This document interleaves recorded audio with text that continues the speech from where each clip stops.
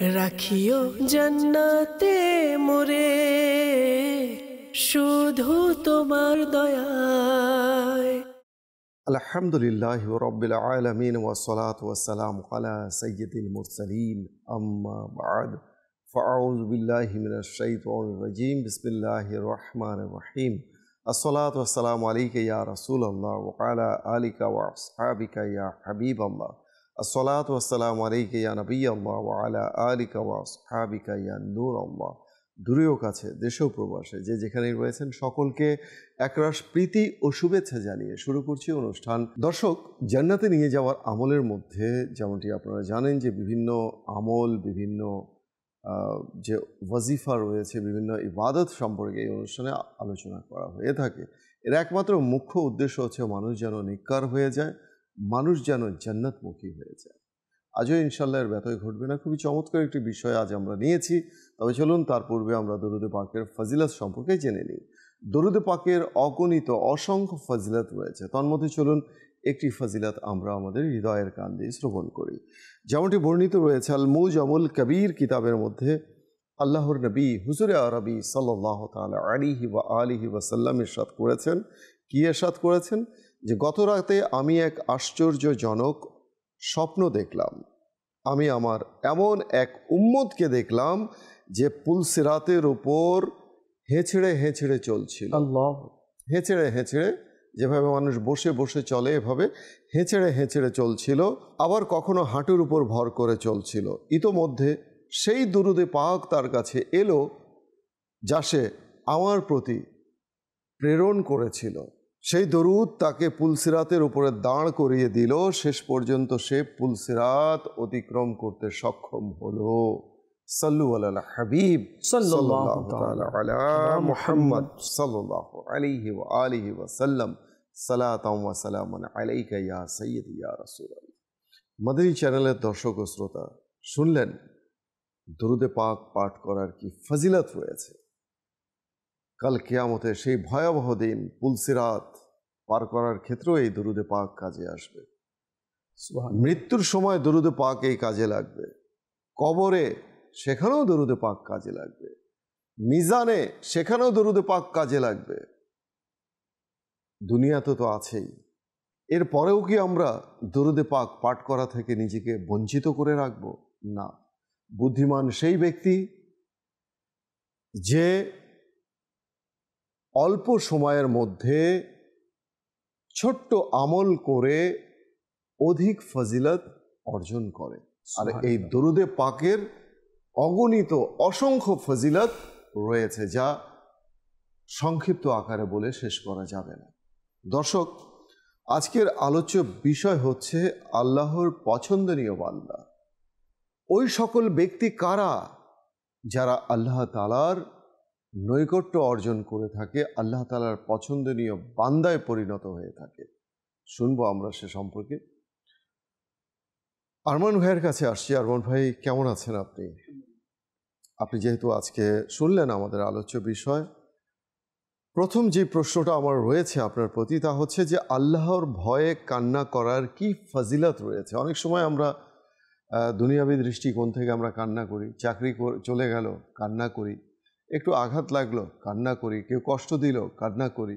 অনেক সময় প্রিয় ভাজন যারা থাকে, কাছের লোক, সে মনে যদি কষ্ট দেয় তাতেও কান্না করি।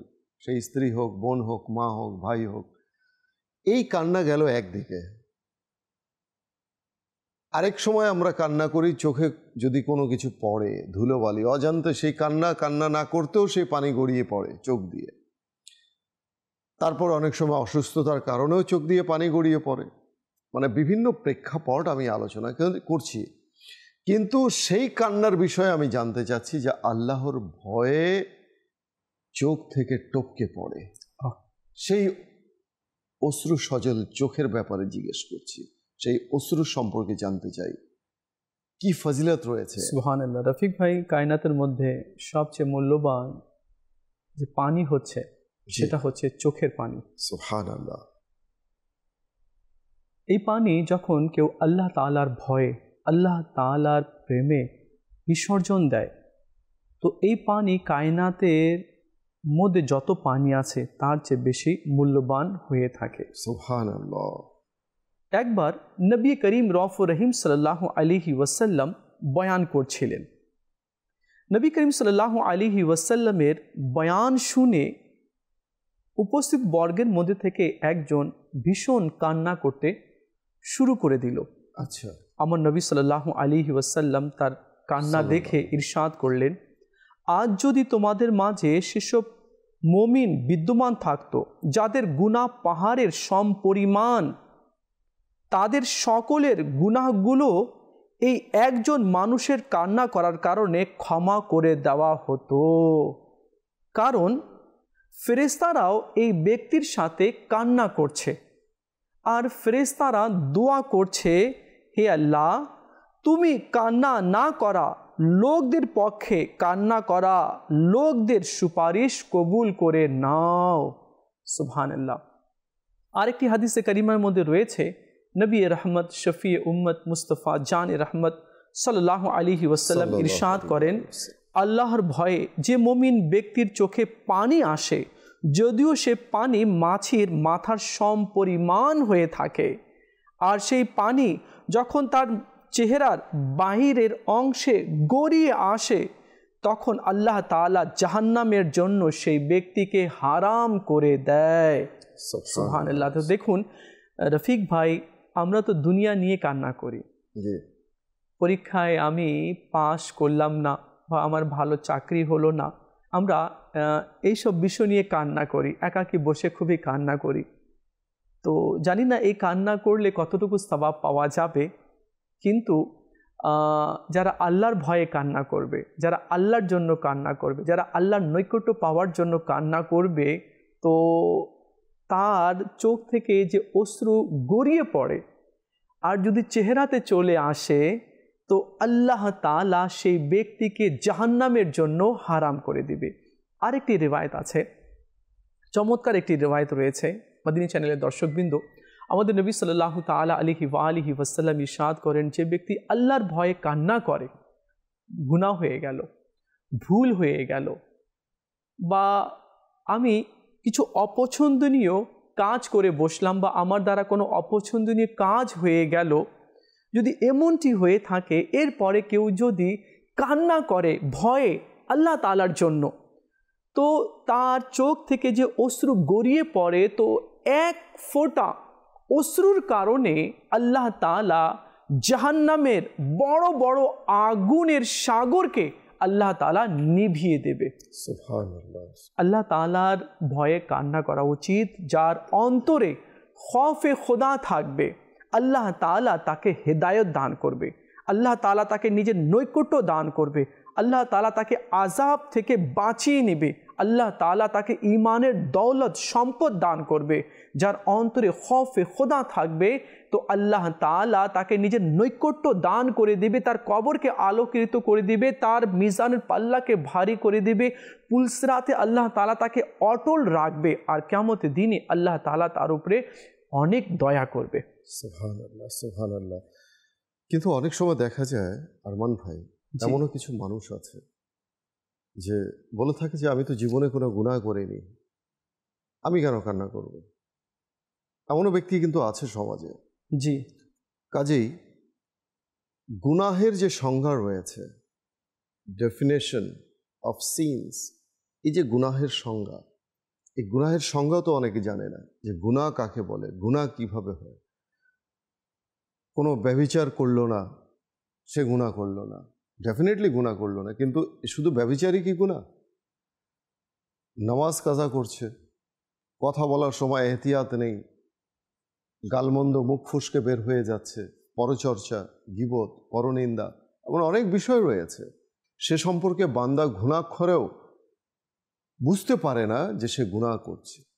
অনেকে বলে আমি তো গুনাহ করিনি, মানে তেমন বড় কোনো গুনাহ আমার নেই, আমি কেন কান্না করব। এমনও মানুষ সমাজে রয়েছে। তো বলার উদ্দেশ্য হচ্ছে, মাদানী চ্যানেলের দর্শক ও শ্রোতা, এই যে আজকের যে অনুষ্ঠানটা দেখছি, যে আল্লাহ তাআলার ভয়ে কান্না করা, আল্লাহ তাআলার ভয়ে চোখ থেকে গড়িয়ে পড়া যে অশ্রু, তার ফজিলত এবং সেই কান্নারত ব্যক্তির কি মাহাত্ম্য মর্যাদা রয়েছে সে সম্পর্কে আমরা শুনছি। দেখুন রফিক ভাই,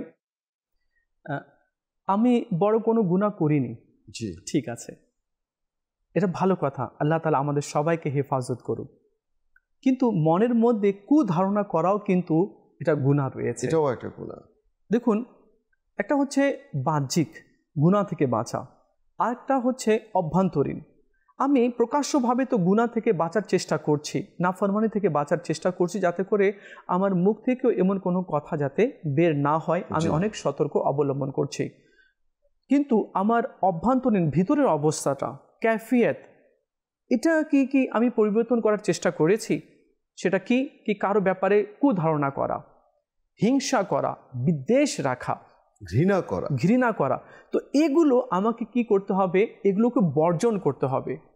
অন্তরেও কারো ব্যাপারে খারাপ ধারণা পোষণ করা যাবে না। থাকলো কি খৌফে খোদা। আম্বিয়া আলিমুসসালাতুসসালামের মধ্যে একজন নবী হয়েছেন, আমরা সবাই সেই নবীর নাম জানি। তিনি হচ্ছেন ইব্রাহিম আলা নবিয়ানা ওয়া আলাইহিস সালাতুসসালাম। ইব্রাহিম আলী সালাতুসসালাম অনেক বেশি কান্না করতেন, খৌফে খোদাতে অনেক বেশি কান্না করতেন। হুজ্জাতুল ইসলাম হজরত সৈয়দনা ইমাম মোহাম্মদ গজ্জালি রহমতুল্লাহি ওয়ালি তিনি লিখেছেন कि हज़रत सैयदना ইব্রাহিম খলিলুল্লাহ আলা নবিয়ানা ওয়া আলাইহিস সালাতুসসালাম যখন নামাজে দাঁড়াতেন, জি, তখন খৌফে খোদাতে এত বেশি কান্না করতেন যে তার বুকের ভিতরের কান্নার আওয়াজ, একটা হুক আসে না ভিতর থেকে, এই বুকের ভিতরের কান্নার আওয়াজটা, হুকটা 1 মাইল দূর থেকে শোনা যেত। আল্লাহু আকবার।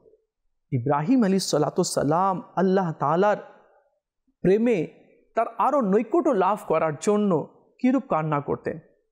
একজন বলেছেন, মানুষ যত দুনিয়া নিয়ে কান্না করে এবং দুনিয়া নিয়ে মানুষ যত চেষ্টা করে, এত যদি আখিরাত নিয়ে করতো না, তো দুনিয়াও পেয়ে যেত এবং আখিরাতও পেয়ে যেত।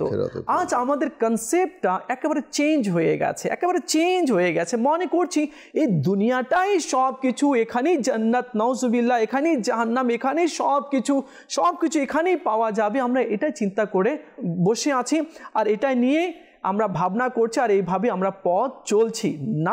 না, দেখুন, আমাদের পূর্বে বড় বড় রাজা বাদশারা এসেছিল, আমরা কি শান শওকতে আছি?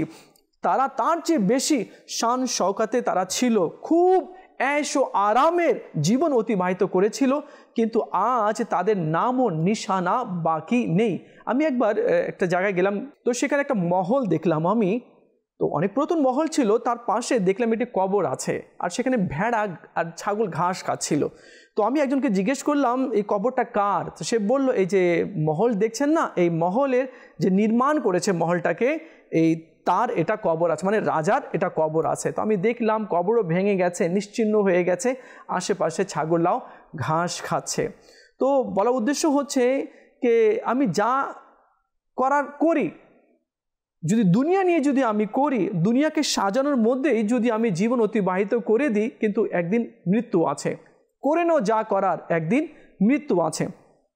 কামিয়াব সে হয়েছে যে ব্যক্তি দুনিয়াতে থেকে নিজের আখিরাতকে সাজিয়ে নিয়েছে, নিজের কবরকে ভালো করে নিয়েছে, নিজের ঈমানকে মজবুত করে নিয়েছে, তো সেই ব্যক্তি কামিয়াব রয়েছে। কামিয়াব সেই ব্যক্তি নয় যে ব্যক্তি দুনিয়া নিয়েই ব্যস্ত থাকে। তো আমাদের উচিত হবে যাতে করে আমরা আখিরাতের প্রস্তুতি নিই এবং প্রত্যেকটি বিষয় আমরা সতর্কতা অবলম্বন করি। রিক্সা চালক আছে, তো তার সাথে আমি কিভাবে ব্যবহার করব, আমি বাড়িতে যাব, আমার স্ত্রী আছে, আমার ছেলে মেয়ে আছে, তাদের সাথে কিভাবে কথা বলতে হবে, কিভাবে সতর্কতা অবলম্বন করতে হবে, তো এই বিষয়ে আমাদেরকে শিখে নিতে হবে। কেননা আমি যদি কারোর সাথে চোখ রাঙিয়েও যদি কথা বলি, তাহলে কিয়ামতের দিনে এ বিষয় নিয়ে হিসেব হবে। আর সেদিন বলা হবে না কি তোমার সাথে চোখ রাঙিয়ে কথা বলেছে, তুমি তার সাথে চোখ রাঙিয়ে কথা বলে নাও, হিসাব বরাবর না। সেদিন ফয়সালা এমন হবে কি দুনিয়াতে যে যার সাথে চোখ রাঙিয়ে কথা বলেছে, কিয়ামতের দিনে আল্লাহ তাআলা বলবেন, তোমাকে সে যে কষ্ট দিয়েছে তুমি তার নেকিগুলো নিয়ে নাও। সে তার নেকিগুলো কিয়ামতের দিনে নিয়ে নেবে। আর যদি নেকি না থাকে, তো যাকে চোখ রাঙিয়ে কথা বলা হয়েছে, যাকে কষ্ট দেওয়া হয়েছে, তার গুনাহগুলো তার মাথার মধ্যে চাপিয়ে দেওয়া হবে। তো এই জন্য আমাদেরকে খুব সতর্ক থাকতে হবে, আল্লাহকে ভয় করতে হবে।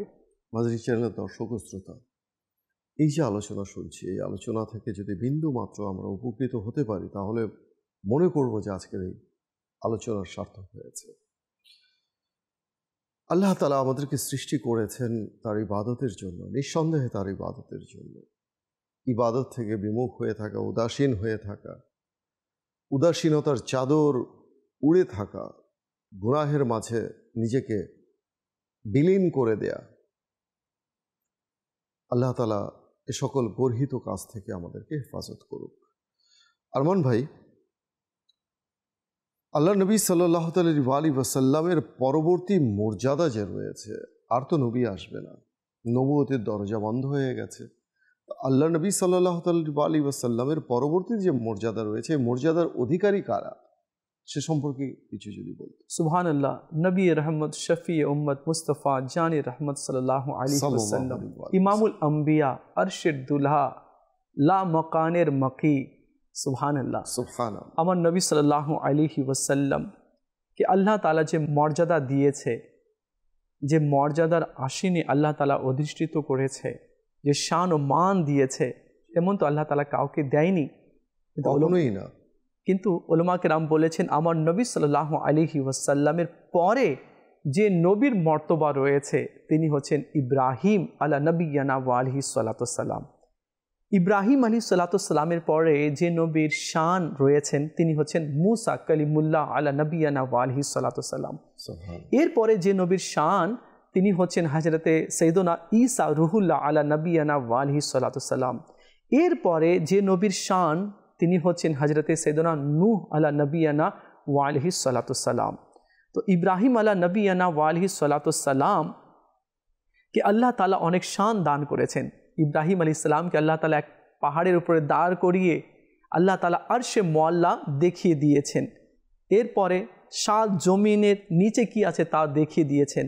আর আমার নবী সাল্লাল্লাহু আলাইহি ওয়াসাল্লামকে আল্লাহ তাআলা আরশে নিয়ে গিয়েছেন, আর আরশে উপরে যা কিছু আছে আল্লাহ তাআলা তা দেখিয়ে দিয়েছেন, এবং আরশ থেকে তিনি দেখলেন যে জমিনের নিচে কি কি আছে আল্লাহ তাআলা তা দেখিয়ে দিয়েছেন। দেখুন রফিক ভাই, কান্না করা, আমার নবী সাল্লাল্লাহু আলাইহি ওয়াসাল্লাম অনেক কান্না করতেন। আমরা ইব্রাহিম আলাইহিস সালামের কান্নার কথা শুনলাম কি তিনি যখন নামাজে দাঁড়াতেন তো এত কান্না করতেন কি বুকের ভিতরে যে হুক আসতো কান্নার 1 মাইল দূর থেকে শোনা যেত। হযরতে সাইয়্যিদুনা ইয়াহিয়া আলা নবিয়ানা ওয়া আলাইহিস সালাতু সালামও যখন নামাজের জন্য দাঁড়াতেন তো এত কান্না করতেন কে আশেপাশে যে বৃক্ষ থাকতো এবং মাটির ঢেলাগুলো থাকতো, পাথর কণাগুলো থাকতো, তারাও ইয়াহিয়া আলা নবিয়ানা ওয়া আলাইহিস সালাতু সালামের সাথে কান্না করত আল্লাহর ভয়ে। মাদানী চ্যানেলের দর্শক ও শ্রোতা, কাজে নিয়ত করে নিন যে কান্না করব আমরা ইনশাআল্লাহ আল্লাহ তাআলার ভয়ে। কান্না যদি নাও আসে, কান্না করার ভাব যেন আমরা ধরে রাখি। কান্না একটা যে ভাব থাকে সে ভাবটাও যেন আমরা অন্তত ধারণ করি। মনে রাখবেন, মানুষ যখন গুনাহ করে, গুনাহ করতে করতে মানুষের হৃদয় যখন কঠিন হয়ে যায়, শক্ত হয়ে যায়, হৃদয়ের মধ্যে যখন মরিচা পড়ে যায়, তখন কিন্তু মানুষের চোখ দিয়ে আর কান্না আসে না। এটা হচ্ছে তার হৃদয়ের কাঠিন্যতা। এই কাঠিন্যতার কারণেই, কঠোরতার কারণেই কিন্তু চোখ দিয়ে পানি আসে না। হৃদয়কে কোমল করতে হবে, আল্লাহকে ভয় করতে হবে। আল্লাহর ভয়ে আমাদের কান্না করা উচিত। নিভৃতে নির্জনে যতটুকু সম্ভব আল্লাহকে স্মরণ করে, নিজের অতীতের কৃতকর্ম গুনাহকে স্মরণ করে কান্না করার চেষ্টা করি আমরা, নিশ্চয়ই এর ফজিলত আমরা পাব। আরমান ভাই, গন্তব্য তো দুটি, মানুষের গন্তব্য দুটি, একটি হচ্ছে জান্নাত, দ্বিতীয়টি হচ্ছে জাহান্নাম। আল্লাহু আকবার। ভালো কাজ করলো, আল্লাহকে রাজি ও খুশি করে নিল, তার জন্য ঠিকানা হচ্ছে জান্নাত। আর যে আল্লাহ তাআলাকে চিনতে পারল না, আল্লাহর বিধানাদির উপর আমল করল না, রাসূলের মর্ম বুঝল না, রাসূলের প্রতি যে ভালোবাসা রয়েছে, অর্থাৎ এক কথায় যদি আমরা বলি কোরআন ও সুন্নাত থেকে দূরে, সেই ব্যক্তি এমন ব্যক্তি যার সারা জীবন নাফরমানিতেই কেটে গেল, সেই ব্যক্তির ঠিকানা কোথায় সে করে নিল? জাহান্নামে। তো তো বলার উদ্দেশ্য হচ্ছে যে এই যে দুটি গন্তব্য, দুটি ঠিকানায়, হয় জান্নাত না হয় জাহান্নাম, আল্লাহ, এর মাঝেও কি কোনো স্থান আছে, কোনো ঘাঁটি আছে, সে সম্পর্কে যদি কিছু বলতেন। বাস্তবিক ঘাঁটি তো রয়েছে। জি। দেখুন, আম্বিয়া আলিমুসালাতুসাল্লাম, জি, সাহাবা কেরাম, আমাদের নবী সাল্লাল্লাহু আলাইহি ওয়াসাল্লাম, তাবিন, তাবা তাবিন, আউলিয়া কেরামগণ এই বিষয়ে আমাদেরকে শিক্ষা দিয়ে গিয়েছেন কেতাবের আকারে, বইয়ের আকারে, ওনাদের সিরাতের আকারে, কীভাবে এইসব গন্তব্যগুলো অতিক্রম করতে হবে, কিভাবে এইসব ঘাটিগুলো অতিক্রম করতে হবে। আল্লাহু আকবার, আল্লাহু আকবার। বাস্তবিকই মদিনী চ্যানেল না আমাদের জন্য একটি নিয়ামত রয়েছে, কি একটা মানে কোন কোন বিষয়গুলো আমাদের মাঝে উপস্থাপন করে দিচ্ছে এবং কি কি কথাগুলো মদিনী চ্যানেল নিয়ে আসছে আমাদের মাঝে, যেগুলো আমরা কখনো কল্পনাও করিনি। যেভাবে আপনি প্রশ্ন করলেন, আপনি জানতে চাইলেন, হযরতে সাইয়্যিদুনা ইয়াহিয়া আলা নবিয়ানা ওয়া আলাইহিস সালাতুস সালাম তখন ছোট্ট ছিলেন। জি। তো কোথাও হারিয়ে গেলেন। হযরতে সাইয়্যিদুনা জাকারিয়া আলা নবিয়ানা ওয়া আলাইহিস সালাতুস সালাম, মানে ইয়াহিয়া আলাইহিস সালামও নবী এবং ওনার পিতা জাকারিয়া আলাইহিস সালাতুস সালামও নবী আছেন। তো ইয়াহিয়া আলা নবিয়ানা ওয়া আলাইহিস সালাতুস সালাম ছোট্টবেলায় কোথাও হারিয়ে গেলেন। 3 দিন তিনি খুঁজলেন। ওনার পিতা জাকারিয়া আলা নবিয়ানা ওয়া আলাইহিস সালাতুস সালাম 3 দিন পর্যন্ত খুঁজলেন, তালাশ করলেন, কোথাও পেলেন না। শেষ পর্যন্ত তিনি দেখলেন ওনার ছেলে ইয়াহিয়া আলাইহিস সালাতুস সালাম একটি কবর খনন করে সেখানে দাঁড়িয়ে অঝোর নয়নে কান্না করছে আর নিজের অশ্রুগুলো বিসর্জন দিচ্ছে। জাকারিয়া আলাইহিস সালাম জিজ্ঞেস করলেন, হে আমার ছেলে, হে আমার নয়নের মণি, আমি তোমাকে 3 দিন ধরে তালাশ করছি, আর তুমি এখানে কবর খনন করে সেখানে দাঁড়িয়ে দাঁড়িয়ে কান্না করছো। তখন তিনি বললেন, বাবা, আপনি তো বলেছেন জান্নাত আর জাহান্নামের মাঝখানে একটি ঘাঁটি রয়েছে। সেই ঘাঁটি সেই ব্যক্তি পার করতে পারবে যে আল্লাহর ভয়ে বেশি কান্না করবে। বাবা, আপনার কথা শুনে আমি চিন্তিত হয়ে পড়েছি যে জান্নাত আর জাহান্নামের মাঝখানে যে ঘাঁটি রয়েছে সেই অতিক্রম করতে পারবে যে আল্লাহর ভয়ে বেশি কান্না করবে। তো এই জন্য আমি কোনো স্থান আর পাইনি, এই নির্জন জঙ্গলে কবর খনন করে আমি আল্লাহর ভয়ে কান্না করছি। এই কথা শুনে হযরতে সাইয়্যিদুনা জাকারিয়া আলা নবিয়ানা ওয়া আলাইহিস সালাতুস সালামও কান্না করতে লাগলেন। বলে, হ্যাঁ, কাঁদো, আল্লাহর ভয়ে কান্না করো, আল্লাহর নৈকট্য পাওয়ার জন্য কান্না করো। এভাবে জাকারিয়া আলাইহিস সালাম এবং ইয়াহিয়া আলাইহিস সালাম উভয় কান্না করতে লাগলেন। বাস্তবে কি রফিক ভাই, আমরা দুনিয়া নিয়ে কান্না করি, দুনিয়া পাইনি সেটা নিয়ে কান্না করি, কিন্তু যে জীবন শেষ হবে না, কিয়ামত পর্যন্ত আমাদেরকে থাকতে হবে কবরে। এরপরে হাসরের ময়দান 50,000 বছরকার একদিন, সেখানে না মানুষ বসতে পারবে না শুতে পারবে, ইয়া নফসি করবে। এরপরে মিজানের পাল্লা, তারপরে আমল নামা দেওয়া হবে, পড়ে শোনাও তুমি দুনিয়াতে কি করেছো। এরপরে পুলিশ রাত রয়েছে, 15,000 বছরকার রাস্তা, নিচে জাহান্নাম আছে, বলা হবে পার হও। অনেক বড় বড় ঘাটিগুলো রয়েছে, এইসব ঘাটি নিয়ে আমরা চিন্তা ভাবনা করি না, কান্না করি না। শুধুমাত্র কান্না করলে আমরা দুনিয়া নিয়ে কান্না করি। অথচ আমার নবী বলেছেন এই দুনিয়াকে কিয়ামতের দিনে আনা হবে আর আল্লাহ নির্দেশ দিবে এই দুনিয়াকে জাহান্নামে নিক্ষেপ করে দাও। দুনিয়া বলবে আমি একা যাব না, যারা আমাকে ভালোবেসেছে, যারা আমার জন্য কান্না করেছে, রাত দিন আমাকে পাওয়ার জন্য চেষ্টা করেছে, মওলা তাদেরকেও দাও। আল্লাহ তাআলা বলবে দুনিয়াদারদেরকে ধরে নিয়ে আসো, দুনিয়াদার ব্যক্তিদেরকে যারা সঞ্চয় করত, 1-এর 10 পাওয়ার চেষ্টা করত, তাদেরকে নিয়ে আসা হবে, দুনিয়াকে দিয়ে দেওয়া হবে, নাও দুনিয়াদারকে নাও। তখন দুনিয়াদার তাদেরকে নিয়ে জাহান্নামে চলে যাবে। করে নাও যা করার, একদিন মৃত্যু আছে। এই জায়গাটা পরীক্ষার জায়গা, তামাশার জায়গা নয়। মদনী চ্যানেলের দর্শক ও শ্রোতা, যখন আল্লাহর ভয়ের মানুষ কান্না করে, কান্নার সংক্রান্ত বিষয়াদি যখন মানুষ আলোচনা করে, তখন হৃদয় ভারাক্রান্ত হয়ে যায়, চোখে পানি চলে আসে। চোখ অশ্রু সজল হয়ে যায়। আল্লাহ তাআলা আমাদেরকে বোঝার তৌফিক দান করুন। আল্লাহ তাআলার ভয়ে আমাদেরকে অধিক হারে কান্না করার তৌফিক দান করুন। কান্না চেয়েও নিতে হবে, এটাও আল্লাহ তাআলার কাছে চেয়ে নিতে হবে যে আল্লাহ আমাকে কান্না করার তৌফিক দাও, তোমার ভয়ে, জাহান্নামের ভয়ে, কবরের আযাবের ভয়ে আমাকে কান্না করার তৌফিক দাও, চেয়ে নিতে হবে। আল্লাহ তাআলা আমাদেরকে বোঝার তৌফিক দান করুন। দর্শক, দেখতে দেখতে সময় আজ এখানেই শেষ। ইনশাআল্লাহ দেখা হবে পরবর্তী পর্বে নতুন কোনো বিষয় নিয়ে। সে পর্যন্ত সবাই ভালো থাকুন, সুস্থ থাকুন, মাদানী চ্যানেলের সঙ্গে থাকুন। সাল্লু আলাল হাবিব সাল্লাল্লাহু তাআলা আলা মুহাম্মদ সাল্লাল্লাহু আলাইহি ওয়া আলিহি ওয়াসাল্লাম। রাখিও জান্নাতে মোরে শুধু তোমার দয়া।